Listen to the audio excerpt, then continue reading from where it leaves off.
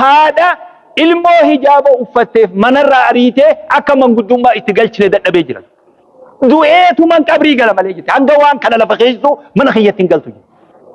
Haadha islaamatii beek shahaadaa isii yaasinaa tabaaraka isii irraa rifatte. Yaasinaa tabaaraka hoggasii qatte. Wadiin hin nabi siin jetti duuba. Hahuun isii wadiin hin nabi. Miskiina wallaahi.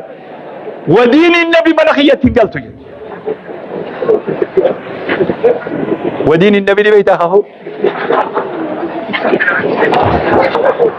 ماذا قال هذا كنا تريبه أكبون ولا له فرا نوتيفاي جانجران بلام بوته دم فنور ليتيو فرا أكما ربي سبحانه صبر اصبري أكما قافة دار الأرقام أوبس إن شاء الله سيأتي الفرج جتاتو متره أيو قدون سنبودا يا أني ورسون alaan aluma namni shiishaa jalaa alaan aluma lee humaa godhuu dadhaban.